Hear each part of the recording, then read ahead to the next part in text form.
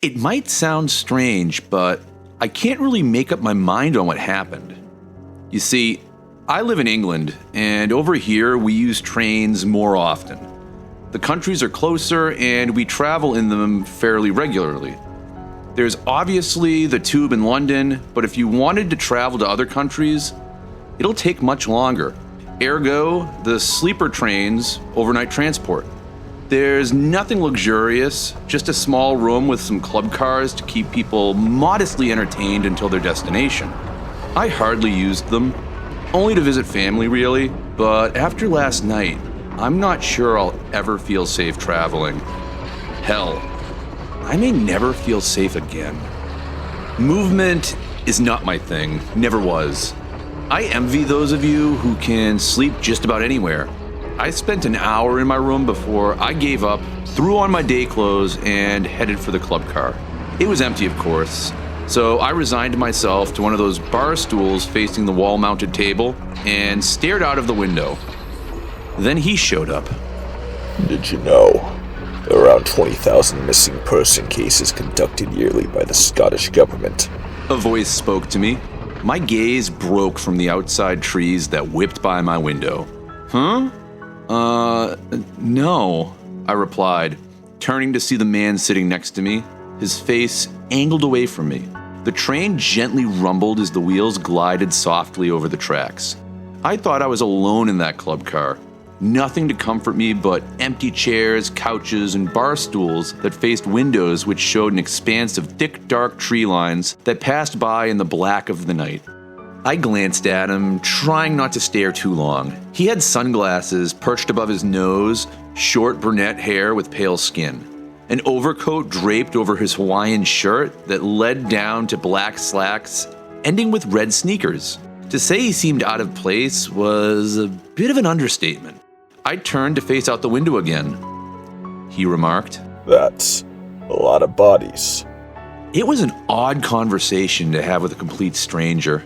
Might have been a red flag. I wasn't sure where to take it, so I said nothing except a simple, "Suppose so," as I turned to stare at the trees passing by. I saw his reflection turn to face the window as well. "You sound American," I stated. "That I am," he confirmed. I watched as he reached into his pocket and pulled the top of a cigarette box out. His index finger nudged out a cig and he maneuvered it to his mouth. Of course. He had to be a smoker too, I thought. I could never stand cigarette smoke. That odor always brought me back to the army. You see, cigs were a quick fix for many other soldiers, much to the chagrin of our officers. What brings you to England? I figured a conversation would stall him from lighting up, although when I looked back to his reflection, the cig was gone. "Visiting a friend," he told me. "Buddy of mine's got a sick mom. Figure I'd help him out. You know." Yeah. I nodded and focused back on the dark trees that slid from one end of the window to the other. My mom isn't doing too well either. Lucky for me, I work remote. I can just head over to help her recover without ever needing to ask for time off. I saw his reflection nod. Maybe it's just the window, but his skin looked paler than I thought when I first saw him. His nose seemed a bit too off color. Maybe he was cold. You need me to turn the heat up? I offered. He casually shook his head and then adjusted his glasses tighter to his face. "Nah, I'm good, thanks." I glanced at his reflection as he spoke this time. Was his mouth bigger than I thought? If it was, then it wasn't too noticeable at first. Only when he spoke did it move more freely than I thought a mouth should. "Rodey, by the way." He told me. "Name's Rodey. What do you do for work these days?" He asked. Software development, just IT business, fix the website when it's down, answer tech-related problems for the company, that sort of thing. I told him, already bored with my own answer. "The office genius." He joked as he fished another cigarette from his pocket. I checked my phone. 1:27. I just sighed and said, my job's mostly answering emails, honestly. I looked back to his reflection. There was no cig. Again. I guessed he was just jonesing, but knows he couldn't smoke on trains. Something on his mouth caught my eye, though. A pink scar stretched down his chin. I thought I'd noticed something like that earlier. How did I miss that? The longer I looked, the more details seemed to emerge. Smaller scars streaked in and out of his mouth like shattered glass glued back together. It reminded me of dried, cracked ground next to the edge of a cliff. And within his mouth were gleaming teeth. He smiled back at me through the reflection of the glass. Small flutters of nerves wriggled up my spine. I could feel his eyes on me through the glasses. He nudged out another cigarette. So I started. What about you? What's your line of work? He dangled the cigarette between his middle and index finger. Ex-military. Guess that would explain the scars. Which one? I asked. Army, Navy, Air Force. He twirled the cig from his finger to his thin, pale lips. The longer I looked, the more defined those scars seemed to appear. None. He answered. None? I retorted. Rodey leaned back away, then turned to look slightly behind me. His hand came up to adjust his glasses again. He then turned back and leaned toward me, then whispered in a cold, raspy tone. Soldier of fortune. I turned away, closing my eyes. The pungent odor of cigarettes and rotten meat snaked up through my nostrils. The all-too-familiar stench of death filled my mind with images from the war. Bodies and smoke cluttered my vision. Flashes of soldiers all cut up to hell. Gore leaked from too many places to count. Their hollow eyes and missing tongues silently screamed at me. I blinked my eyes open and stifled a cough. I regained my composure. The cigarette in his mouth vanished again. What the hell was he doing with it? At this point, just make up your damn mind. I swallowed down a gag and mustered up a response. Soldier of fortune? You mean mercenary? He waved one of his hands. I know. That title has a lot of stigma. Judge me all you want, but at the end of the day, we're both soldiers all the same. Sure, I dismissed, my eyes fixated on the tree line again. Then I turned back to him with a question erupting in my head. Wait, how did you know I was a soldier? I'm very familiar with the type. Was his only response. His reflection smiled. I wish he didn't. His mouth was a bit too stretchy for my liking. Worst part was, it looked like it could have grown even more. I turned my attention to the forest again, though my instincts begged me not to look away. I felt my heart's pace start to match the speed at which the trees passed by. The temperature in my skin started to shift. It's been years, kid. He cooed. Iraq was over a decade ago, if you can believe it. He looked to my reflection, his unseen eyes seared into mine. Some men left the war, but for others, the war never left them. They're still fighting, just doing it differently now. You can't just train a man to kill and then throw him back in with the civilians and expect life to go on. His voice grew in intensity as he spoke, before he caught himself. A lot of us never left. I said nothing in response, just made sure to ready myself with an excuse to bolt. Man ain't civilized. He muttered as he stared at the trees. Throw any person into the wilderness and just wait. He'll turn. They always do. His stool creaked again. Another warm waft of dead animals and cigarettes brushed from my neck to my nose when he whispered. Always. I lurched away, turned on my bar stool and started leaving. Before I could get to my feet, he gripped my arm. His fingers tightened around my elbow. I'm yanked backwards into him. His voice crawled in my ears like a centipede wriggling through pipes. The Greeks believed a god roamed the forests, a little hybrid they called Pan. He'd drive men wild with fear and disorientation. His whispers coursed through my spine as he breathed words into my mind. That's why they call it panicking. Civilized men going feral, their minds lost, and their bodies never found. The Force are God's blind spots, kid. Every human being knows this. That's why they lose it when they're lost. Pure panic. His head whipped back. Bones cracked before he leaned in again, breathing through the moist chasm he called a mouth. Sorry, Todd. I can't let you leave yet. How the fuck do you know my name? I stammered under my breath. Who are you?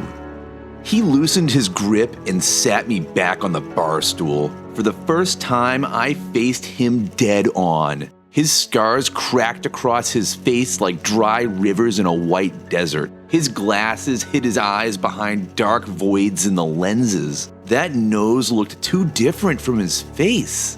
There weren't any scars, just a single line that ran down the middle. It was plastic? His mouth was somehow wider now. It was a jagged cave where 2 rows of teeth about the length of a finger floated within its abyss. Baghdad 2003. He stated. While the U.S. carved its way through the Middle East, the U.K. began Operation Telic. With me so far? My memory flashes back to those days. My AWM rifle cradled in my arms, sand in every crevasse of my body, and the dry heat of the sun baked us from the inside out. I provided cover during the campaign, I replied. His smile, it somehow grew even bigger. Ah, you went by a different name, didn't you? Snips, I stammered. Right. He purred. Snips, 'cause you cut through the enemy. Even had your own little hand signal too. Embarrassment conjoined with my fear as he made a cutting motion with his fingers. Yeah, how does any of that even relate to you? I snapped back. He leaned in. His maw looked like a fault line. Oh, I was there. He spoke. You were part of the 3rd Mechanized Division, but a smaller splinter group providing cover for your boys, raiding areas of interest. You and your spotter did some real damage, didn't you? His voice had grown low and wet, like the gurgle of a crocodile just before it lunges out of the waters. He backed away slightly and continued. But one area kept your group busy. The Americans were too busy to deal with it. So your boys had to turn to the private sector. My division. We didn't, I stutter, but his grip tightens. I could feel his voice vibrate my very soul. Don't be stupid, Toddy.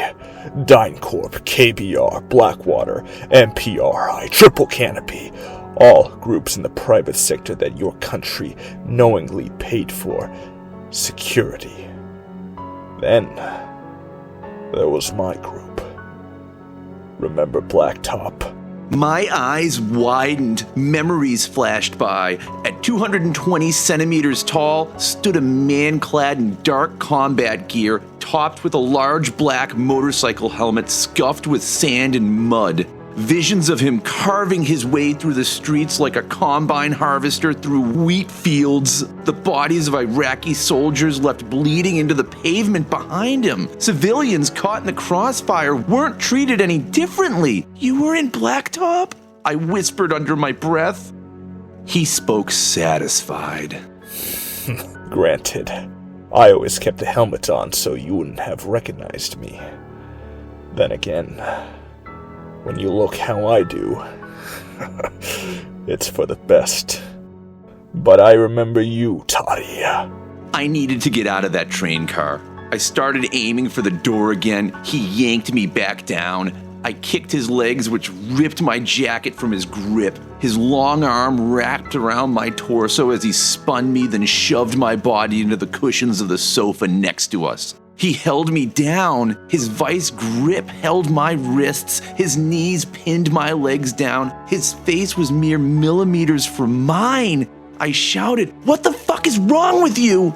Those glasses began to slip. You really want to know, don't you? He bellows, that same rotting breath waterboarding me. The glasses slipped further along his nose. They clattered to the floor and revealed a nightmare. His head was blank, save for a spider web of scars and stitches. His mouth was a gaping maw of long yellow teeth. A crimson tentacle wormed its way across his upper lip as he began to speak again. Someone was picking off your boys. Day after day, buddies of yours were dropping like flies without any gunshots. Word of ghosts on the field keep you all on high alert. That's where I cut in. I remembered those stories of men being slaughtered in the middle of the street, slash marks from a knife carved into each of them, their eyes stabbed out, their tongues missing. It was grisly. Survivors muttered about unseen spirits slaughtering dozens of men right in front of them. Sniper cover did next to nothing. One minute I'd be overseeing a platoon, the next I'd be watching them be mutilated. Blood would erupt like tiny geysers from all over their bodies in quick succession. The soldiers would stagger around with fountains sputtering from too many areas to count. My spotter and I observed in disbelief from a tower vantage point. I turned my scope, watching as another soldier's intestines burst out from his many gaping gashes. From the battlements rushed Rodey, charging at the one soldier. He tore through the dying man, ripping him in half, while he grasped a flickering shape and landed in a nearby house. Not a minute later, I see him stumble out the other end, caked in viscera. He stood upright, almost like a dog sniffing the air. My spotter, witnessing the same thing, only muttered, "What the fuck is it doing?" Roddy's head spun back and he pounced behind a car. Splatters of blood dot the dirt and splashed the wall. A pit in my stomach grew as I witnessed the carnage. The spotter spoke. "Aw shit, 5 o'clock. "Copy," I confirmed. I scoped in to spot two men clad in local attire, brandishing something massive. It was a crudely built RPG launcher. One of them pointed at the gore behind the car and the other one loads the rocket in. Without hesitation, I fired at the rocket. A ball of flame and smoke bloomed into the air with a shockwave that blasted out in all directions. I scoped back at the car, spotting Roddy staring me down. My heart caught in my throat. Over 800 meters of city sat between he and I. There was no possible way he could see me, yet there he was, watching me. I never forgot that day, he said as my mind was dragged back to reality. His form was still on top of mine. His breath still punched its way through my nasal cavities. The crude stitching over that grinning void of a mouth etched its visage into my very soul. They weren't ghosts, Todd, he said to me. You just can't see them. My heartbeat quickened as he spoke. You gotta hear them. He leaned back. His neck throbbed with a gurgling series of croaks. You gotta feel them. His form straightened up above me. His smile widened. His teeth protruded out like razors. And he bellowed. You gotta know when to strike. His jaw unhinged, his head snapped to the seat next to us and lurched forth, chomping down hard at the air. Muffled shrieks cried out, but they weren't from him.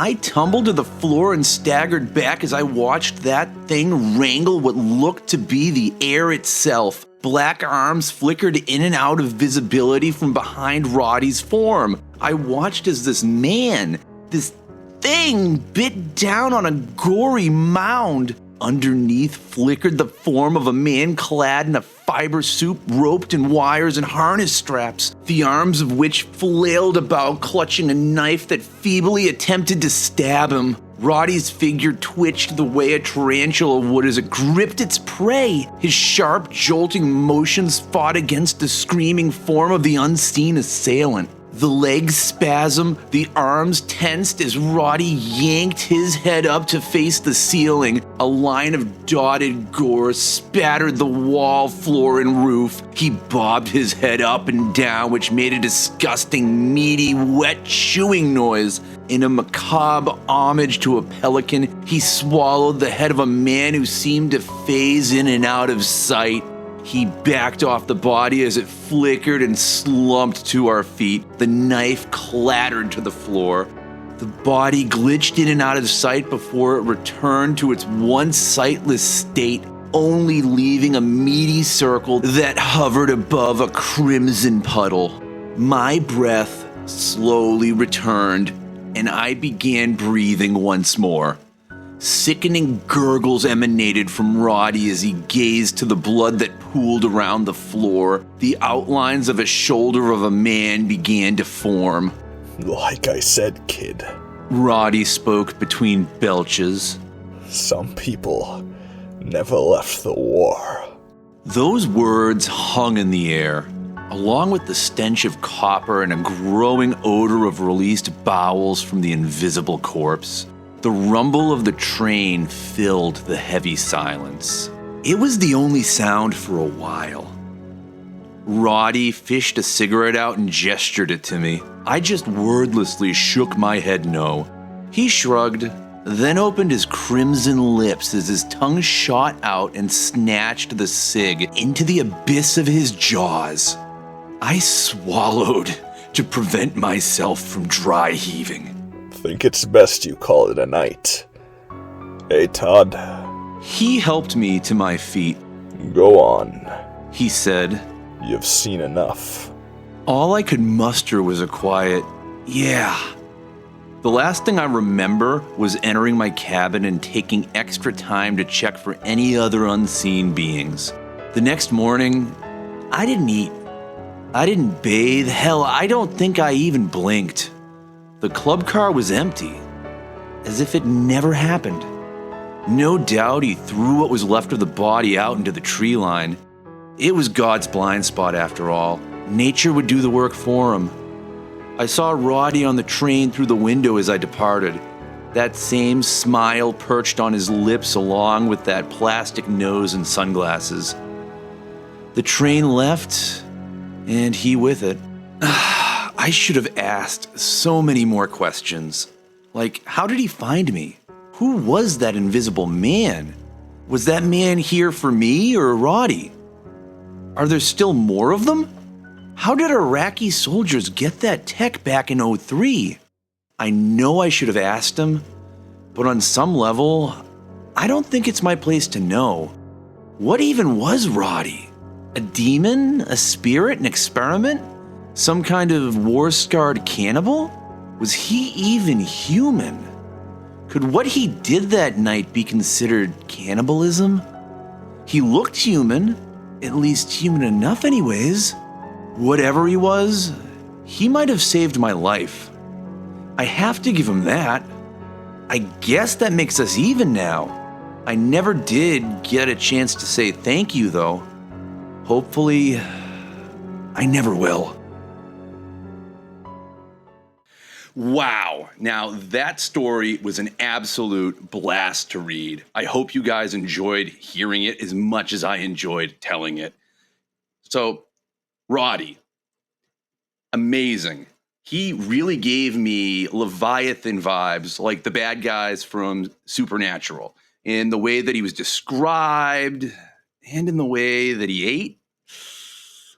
Anyways, I love this idea that there is a literal monster who feels gratitude for somebody for rescuing him in Iraq. And then he comes back to save him. But he's still a monster, so he still can't help but really mess with the guy while he's doing it. I mean, amazing. Also, what was the deal with those ghost soldiers? Who actually were they? Who did they work for? Where did they come from? Is this story going to get a sequel? I, for one, certainly hope that it does. I loved it. So, first of all, I would like to thank the author of tonight's story, Sid Foster, for allowing me to bring their work to life and allowing me to use his artwork in the story itself. Sid is an amazing artist, and he has his own YouTube channel that shows off his art and animations. Now, there is this one video on there. It's Cartoon Network Skaters, and it's definitely catching my eye, and I plan to give it a watch later today. Please support Sid and his original work by giving it a look in the video description below, and check out his channel. I'm sure he would really appreciate it. I would also really like to thank tonight's guest narrator, Enzo The Storyteller. The guy has such a unique voice, and he really brought Rodey's character to life, don't you think? This is actually my second time working with him, as I appeared in one of his videos a few months back. Now, I love what he does with his channel, and I highly recommend it if you like Creepypasta to check him out. The guy is a literal workhorse. He puts out a lot of videos, and they are all really, really cool.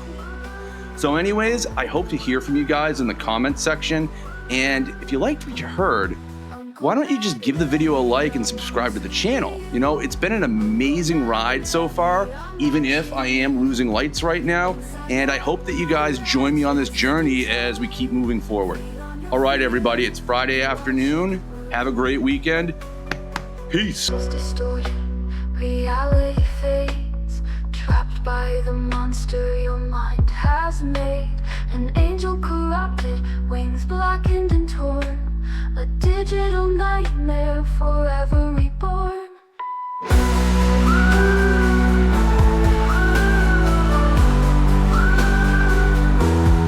Uncle Magnetti, I want to be you. Uncle Magnetti, I'm watching you.